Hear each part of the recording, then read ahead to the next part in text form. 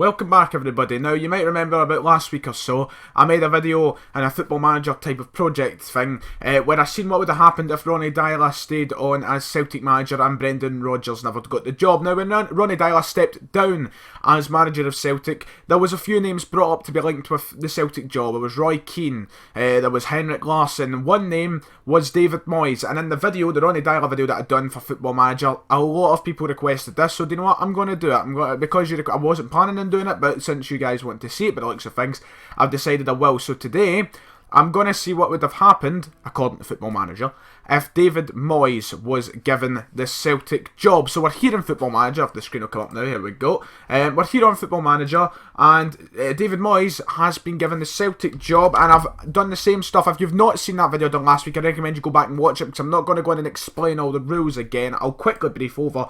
Basically, he's got the team that Brendan Rodgers was first presented with, apart from Charlie Mulgrew and such, and all those who left are gone. Yes, I should have maybe have kept them there, but they're gone.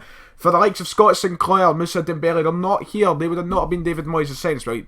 He could have signed them. I suppose he could have, but we're not giving him those signings. We're going to let him make his own signings, and once again, the same kind of stuff with the coaching. As you'll see, Chris Davies is not the assistant manager, and a couple other people have changed about. Still got John Kennedy and such because they were already at Celtic. So the rules, very simple, very straightforward. You should be able to grasp that quite easily. Now, I have started this save after the European qualifiers, I think. So Celtic, no wait, there we go, there they are. They've got the Champions League qualifier too, and that is against Crusaders. So we're going to do this in the same sort of structure.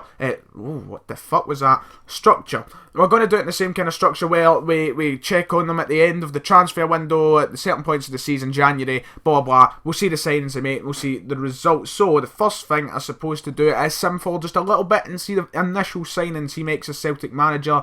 I'm expecting to see a few of his Everton classics in there, Stephen Pienaar and such, but we'll see what happens. So we'll sim forward a little bit, and I'll catch you all there. Right, it's the 26th of August, I've skipped through to this point. It's nearly transfer deadline day, so we're just going to kid on this is at the end of the transfer window one. But Celtic have played all their European qualifiers, if I am correct with my dates. So let's go and see how they've done, I suppose, and then we'll check their signings and such. Well, I mean, I don't know if they're through to the Champions League, so it looks so fucked up. So, here we go, David Moyes started with a 6-0 aggregate win, against Crusaders in the first round. He then had a... Where's the other leg of this? Oh, there they are. A 6-1 qualifying round 3 win against Icelandic side FH. There's the goals there if you want to see them. And then they managed to beat Ludogorets 3-0 at Parkhead. And then they fucked it and lost 3-0. But they won on penalties. David Moyes has taken the team to the Champions League, and if we have a look at their Champions League group quite quickly, it's a very good group. They've got Leicester, Club Brugge and Leverkusen, so potentially last 16 in there. But what does the Celtic side look like, just to see how they started off the league?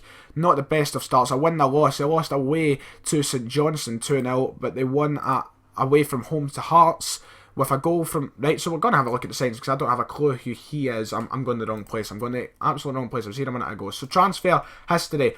Klaas-Jan Huntelaar has joined on a loan from Schalke. That is a big signing. I know he's 33 years old. That is quite big though. That's quite big. They've also signed Kuabe, I don't know who he is, on loan, a Brazilian left winger by the looks of things, from Augsburg, valued at 3.9 million. So he'll probably half decent. Then they've got this guy. They're all loans. They've not signed one player. They're all loans. Benjamin Verbeek, on loan from Copenhagen. He's the guy that scored a moment ago, as I was saying. And finally, Borja Iglesias, a younger guy, a striker, up top. Who they got rid of? Got rid of Christie on loan, so he done that, same as what would have happened under Ronnie Deila apparently. Liam Henderson out on loan, and the rest all younger players. Now, we'll quickly check what he done with what happened with the likes of Scott Sinclair. Scott Sinclair's still a free agent at this point. He's still up for grabs. I'm sure he should be getting signed up anytime soon. Hopefully not to Rangers this time. Moussa Dembele, if we look for him, he has went to PSG. So quite the upgrade, you could say. I would still prefer to sign for Celtic, not being biased at all there. Who else did have we signed? We signed Christian Gamboa. If we have a look at him, he has went to Marseille. Doris de Vries and Kolo Touré, I believe, are the only other two to check. Doris de Vries has ended up at casting them. And finally, Kolo Toure is the last person to look at, who's ended up at Crotone, a Serie A side. Never heard of them in my life. That's where all the signings have ended up in real life. Now, will I make any more signings before deadline day? I'll quickly jump past deadline day, see, because he's not made one permanent signings. They've all been loans, which is quite worrying, you could say. But I'll quickly go on holiday and I'll let you know. No signings. Not one. Quickly just check the staff. Did they finally brought in an assistant manager? Phil Neville is the assistant manager at Celtic. That's a smart move. I always sign Phil Neville on all my saves, so I would have done the same thing. But that's it. We'll go to January now, I suppose. I don't want this one to drag out as much as the last one. So we'll go to January and see how David's doing. Right, January 2nd. So, in the moment of truth, how have Celtic been doing? Is David Moyes, even still a manager? I had headset on there, so if I had headset on, then sorry. David Moyes is still in charge, nice to see, and he is top of the table by 6 points. They've lost 4 games this season, 1 at home, 3 away from home. There's the results there that they lost, quite disappointing, I suppose. 2 draws. They have not lost to Rangers yet, which is good to see. Quickly, if we look at the team, the people doing the most right now, Lee Griffiths scoring 13 goals, Klaas Sunderland doing his bit, top assists. Tom Rodgick getting 9 assists and 4 goals, so he's doing his part, I suppose. Now, if we look at their schedule altogether, the Champions League, they had quite an easy group. I'd expect them to at least finish 3rd. And if we quickly go to Group H, oh, for fuck's sake, they finished bottom. 1 win, it was against Leicester at home. They drew twice at home with Club Brugge and Leverkusen. You'd expect them to at least beat Club Brugge there, and they lost every away game. So they didn't make it to any further European competition, which is quite disappointing. In the Betfred Cup, they won the Betfred Cup, so he's upped what Ronnie Deila done. They beat Dundee United in the final 2-0. Christopher Ayer and Verbic getting the goals to win the League Cup, so 1 step on the way to the treble. On the way there, they beat Aberdeen on penalties in the semi-final. They beat Raith Rovers 3-1 in the quarter-final, and they beat Airdrie in the second round. So quite difficult. I mean, they had Aberdeen in the semis, I suppose, so that makes it quite difficult. But in the league, it's looking good. They've not done too badly. They're sitting first. I believe Ronnie Deila was sitting at 3rd when we done this. So they beat Rangers 2-1 at Ibrox, and the match at Celtic Park, they won 3-0. They absolutely pumped them. So that's how it's going. Quickly, if we go into Sinclair got a club yet? I'll check back at the end of the January window. No, he's not got a club. I'll check back now at the end of the January transfer window, and I will see if they've made any January signings, but considering it doesn't look sure they've spent money. Right, at the end of January now, into February, I just realised Rangers have sacked whoever their manager was there. I don't know who they hired. They are sitting 5th at the minute, so not a good season at all by the looks of things. Graham Murray is the interim boss here, but their manager was the same guy who they hired in the first save thing we done last week with Ronnie Deila in charge, Mauro Camoranesi, or whatever you say it like. He was the one that got the job, and he's now been sacked just about January time or so. They're not having a very good season. So, did Celtic make any final January signings, any final signings of the season? That is the question. If we quickly go to transfer history, they did. They made some signings. Xavi Jimenez, 29-year-old goalkeeper.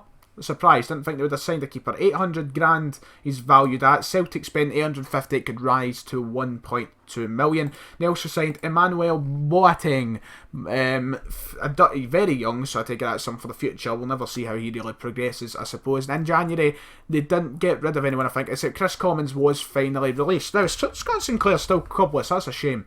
No, he got a team, he's away to Wigan.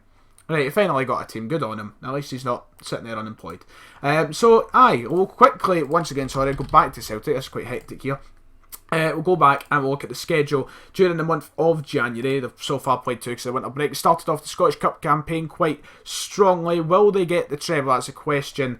Now, I guess the last thing to do is sim to the end of the season and sum up how David Moyes done. Well, it's the end of the season. Let's see how Celtic finally got on. I've not checked yet. Surely they've won the league. They have won the league. There you go. First in Ladbrokes Premiership. The league should be over. If we quickly look at the league table, they won it by quite a landslide. They did pick up 6 losses on the way. Not losing to Rangers once though, which is nice to see. Actually, they beat Rangers every time they played. So very nice to see that. Rangers didn't finish in European football. Rather embarrassing there from them. Their manager was Robbie Nielsen for the second half of the season. Dundee, Aberdeen and Partick Thistle picking up the European spots. 4 up for grabs there. A very good season, you could say. 90 points, that is quite a high tally, and that is 6 in a row for Celtic. Now, if we quickly look at the schedule, how did they get on in the Cups? They won the Scottish Cup, so David Moyes did in fact win the treble with Celtic. He won the treble. Fair enough. He won the treble. Would he have done the same in real life? That's a different story. But he won the treble. Very well done to him, because Ronnie Deila in this only won the one trophy. So nice to see that. And a very good season. You can say, look at that. Look at the form. There was never really a patch of bad form anywhere. Nowhere. There was, you know, if you put on league only, right? Look at that. Great form all round. Just an odd slip up here and there. A great season for them. A very good season. One loss in the split. The other game against Rangers, they won 2-0 and won 2-0. We won 2-0 wins. Fantastic stuff. Good season. If we go and look at the players, the star performers, making the most appearances, Craig Gordon, Kieran Tierney. Most goals, Lee Griffiths got 24, Patrick Roberts got 12, Clashon Hintelar got 12. Most assists, Patrick Roberts. All round, he was probably the best kind of creative player, doing a lot of stuff, but looking very good. David Moyes, would he have done the same in real life? That's the question. 6 in a row, a treble, matching what Brendan Rodgers done. Obviously not an invincible season, so not as good. Same European wise, got knocked out in the group stage, didn't get in after Christmas. And with his signings, you know, they were very poor signings, I would say. They weren't exactly great, so you know, done well. If we quickly look at Sinclair and such to see how they got on in the year, Sinclair made 21 appearances for Wigan, 21 league appearances, scored 1 league goal. Dembele had outplayed much for PSG at 0. 10, there we go. 10, 12 appearances, 9 goals. That's not that bad. 12 appearances, 9 goals. Granted, I think some of them might be, no, not all of them. For PSG, I thought some of them were international. And quickly, who else? No, I don't know. That's it really. Aye. So, treble. Very nice. If you guys enjoyed this, make sure you hit like, subscribe. Sorry there's been no uploads in the past weekend. Not had the time. Sorry about that. But until next time, I'll see you all later.